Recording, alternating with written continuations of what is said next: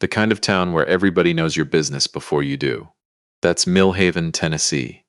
Population just under 4,000, and every single one of them has an opinion about how you're living your life. I grew up there, raised my kids there, buried my wife there 12 years ago this past March, and for most of my life, I thought that was just how things were. You live small, you stay quiet, and the town decides what kind of man you are based on what they can see from the road. My name doesn't matter much for this story.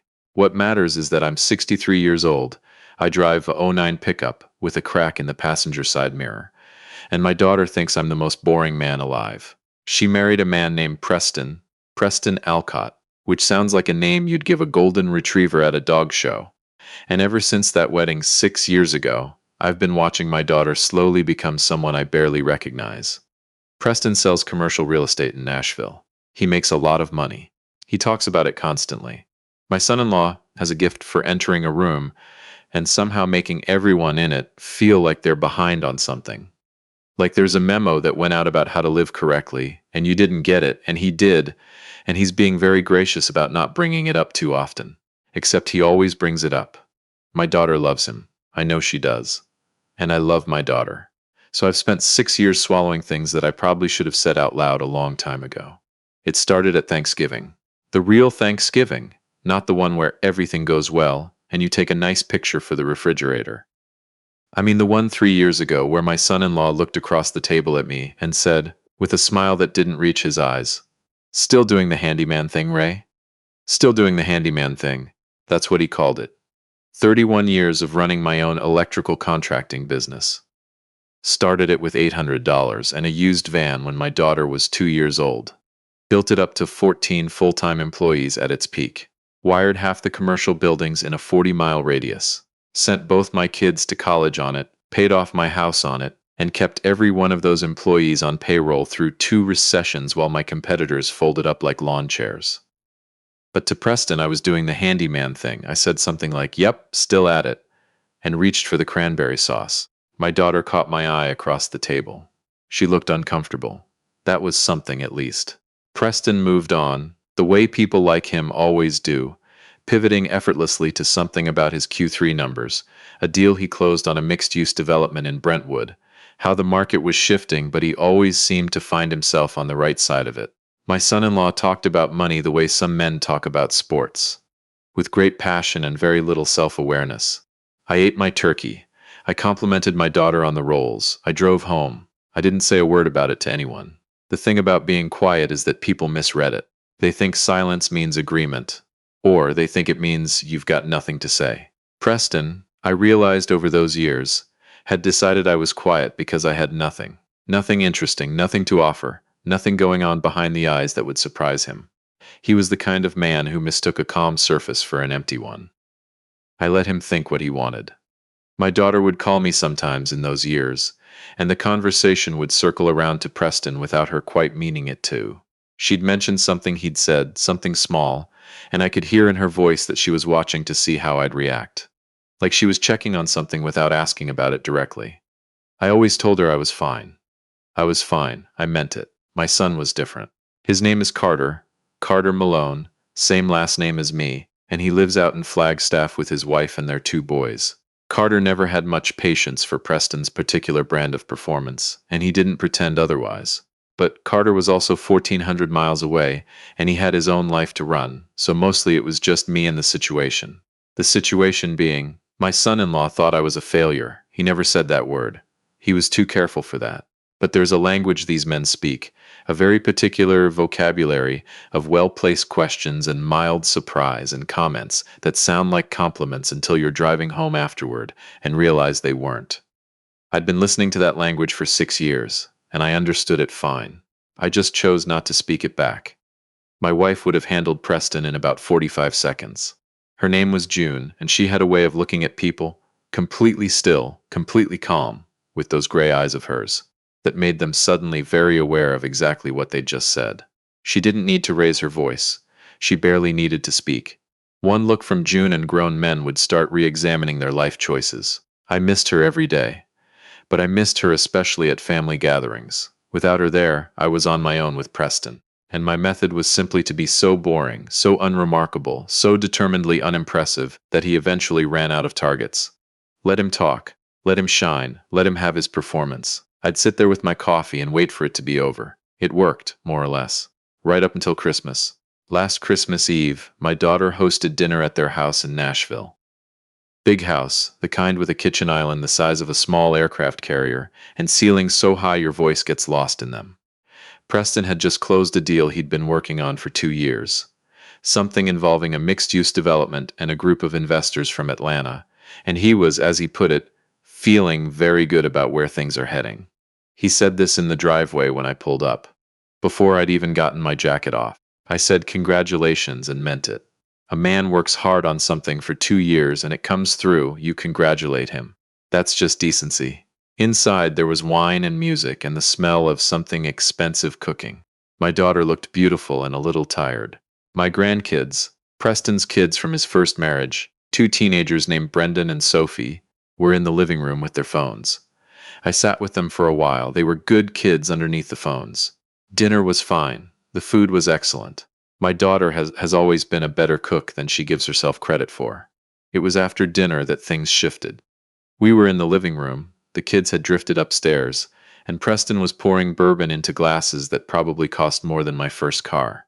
He had the loose, generous energy of a man who's had a good year and wants to make sure everyone knows it without technically bragging. "Ray," he said, settling back into his chair. "You ever think about what you're going to do? I mean long term." I looked at him. "What do you mean?" "With the business." "With all of it." He made a small gesture that somehow managed to encompass my truck, my house, my entire life. "You're what, 63? You've been running that same operation for, 30 years?" 31, I said. "Right." He nodded slowly, like I'd confirmed something he'd suspected. "Don't you ever think about leveling up? Building something bigger? You've got a good base, obviously, but at some point you've got to ask yourself, is this all there is?" My daughter was very still on the couch across from me. She had her wine glass in both hands. "Is this all there is?" I repeated. "I'm not trying to be harsh," Preston said, which is something people say right before they're about to be harsh. "I'm just saying, you're a smart guy, you're capable, but you're still out there pulling wire at 63 years old. When do you get to actually enjoy the fruits of all that labor?" He smiled. "Or is there fruit?" "That's what I'm asking, I guess, respectfully." He said respectfully, like it was a period at the end of a sentence, like it made what came before it acceptable. I looked at my daughter. She was looking at her wine. I set my glass down on the coffee table, and I looked at my son-in-law for a long moment. He looked back, comfortable, confident, certain that he'd asked a reasonable question in a reasonable way. "I appreciate the concern," I said. "Excuse me a minute." I went to the kitchen. I poured myself a glass of water. I stood there looking out the window at their backyard, the string lights they'd put up in the trees, the cold Tennessee night pressing against the glass. And I decided something. Not right then. It wasn't a lightning bolt. It was more like something I'd been slowly deciding for 6 years finally finished forming. The way ice gets solid, you don't see it happening, and then one morning the whole pond is frozen over and you can walk on it. I decided to stop being invisible. I drove home that night and I called my son. Carter answered on the second ring, which for a man with 2 small children at 9:30 on Christmas Eve is practically a miracle. "How was dinner?" he asked. "Educational," I said. There was a pause. "What did he say?" I told him. Carter was quiet for a moment, and then he said something I won't repeat here because his mother would have washed his mouth out, but the sentiment was sound. "Dad," he said when he'd finished, "when are you going to tell her?" He meant my daughter. He meant everything I hadn't told her. "Soon," I said. "You've been saying soon for 3 years. I mean it this time." Another pause. "You want me to come down?" "For what? For when you tell her. For moral support." I smiled in the dark of my truck, sitting in their driveway with the engine running and the heat on. "I don't need moral support, Carter. I need a few weeks." "A few weeks for what?" "To get my paperwork in order." Here's what my son-in-law didn't know, what my daughter, God forgive me, didn't fully know either. I need to explain something about the way I was raised and the way I've always been. My father was a man who believed that what you have is your business and nobody else's. Not because he was ashamed of it. Because he understood that the moment you let people see what you have, they start deciding what you deserve. And people are not always fair about that. When I built my business, I built it quietly. I didn't advertise my success. I drove the same truck for years past when I could afford a new one, not because I was cheap, but because a new truck in a small town is an announcement, and I wasn't in the announcement business. What Preston thought was a small electrical contracting operation, a man pulling wire at 63, was something quite different. 12 years ago, right around the time my wife got sick, I'd started getting calls from a larger regional firm. They'd noticed my work, my reputation, my contracts. They wanted to buy. I said no 3 times. The fourth time I didn't say no, I negotiated instead. What I negotiated was not a sale. It was a partnership structure. I retained 40% ownership of what became a significantly larger operation. I sat on the board. I still took projects I wanted to take, the ones I could run myself, that kept my hands busy and my mind right, but the bulk of the operation ran without me needing to be in the truck every day. I had also, over the years, done what my father had taught me to do with money I didn't need to spend. I put it somewhere sensible. Not exciting, not glamorous, index funds mostly, some real estate, a piece of commercial property in Murfreesboro that I'd bought in 2009 when everyone thought the world was ending, and which was now worth considerably more than I'd paid for it. I was not a rich man by the standards of the people Preston did business with, but I was comfortable in a way that would have surprised him, in a way that would have, I think, genuinely shocked him. I had never told my daughter the full picture. This was my failure, and I own it. I told myself it was privacy, and it was, but it was also, and I'll be honest about this, a kind of armor. If she didn't know what I had, she couldn't worry about it, couldn't feel obligated, couldn't let Preston start doing math in his head every time he looked at me. But keeping it from her had allowed a different story to take root. And I'd let that story sit there too long. It took me about 3 weeks, like I'd told Carter. I called a meeting with my accountant, a woman named Patricia, who'd been handling my books for 16 years and who had no patience for nonsense of any kind. I asked her to put together a summary document: assets, income streams, the structure of the partnership, net worth conservatively estimated. Patricia looked at me over her reading glasses. "What do you need this for?" "My daughter's husband thinks I'm broke," I said. Patricia was quiet for a moment. Then she said, "How long has he thought that?" "6 years. She made a sound that wasn't quite a laugh and turned back to her computer. "I'll have it to you by Thursday," she said. I called my daughter on a Sunday afternoon in late January. The weather was gray and cold, and I was sitting at my kitchen table with a cup of coffee going cold beside me. She answered on the third ring, sounding slightly out of breath. I could hear the kids in the background, some kind of argument about a remote control. "Dad, hi. Can I call you back in?" "It can wait," I said. "Take your time." She dealt with whatever was happening off screen, her voice patient and firm in that way she has, so much like her mother it still catches me sometimes. And then she came back. "Okay, sorry. What's up?" "I wanted to talk to you about something. Not on the phone, though. Can you come down next weekend? Just you, if that's possible." A pause. "Is everything okay?" "Everything's fine. I just have some things I should have told you a long time ago, and I'd rather tell you in person." She came down the following Saturday, alone. She drove up in her car and walked across the yard the same way she has since she was about 7 years old. Slightly sideways against the wind, chin down, like she's always walking into a headwind. She looked like her mother. She always has. We sat at the kitchen table, same table where I used to help her with homework, where her mother and I used to sit on weekend mornings with the paper. I made coffee. I put the folder Patricia had prepared on the table between us. My daughter looked at it. "What's this?" "Open it," I said. She did. It took her a while to get through it. She's not a financial person by nature, but she's smart, and she's thorough, and she didn't rush. I watched her go through page after page, and I watched her face change. There were several moments. The moment she saw the partnership valuation. The moment she understood what the Murfreesboro property was worth. The moment she got to the summary page that Patricia had put together with everything laid out, clear and simple. The way you'd explain a balance sheet to someone who didn't want to miss anything. She looked up at me. Her eyes were bright in a way that meant she was trying not to cry, which is something she got from me. "Dad," she said. "I should have shown you this years ago," I said. "That's on me. I kept things private the way my father kept things private, and I let it go too long. You deserve to know." She looked back down at the papers. She turned one page over, then turned it back. "Why didn't you tell me?" "Because the money's mine," I said. "And I didn't want it to change anything. And because—" I stopped, thought about how to say it. Because your husband has a way of looking at things in dollar amounts, and I didn't want him looking at me that way. She was quiet for a long time. He said something at Christmas, she said finally. Not a question. He says something every time I see him, I said. And then, because she was my daughter and she deserved honesty, I said, I know you love him. I know he works hard and he's good to you in the ways that matter. But he's been treating me like a charity case for 6 years, and I let him. And that was my mistake too. I should have corrected it sooner. She had both hands around her coffee cup.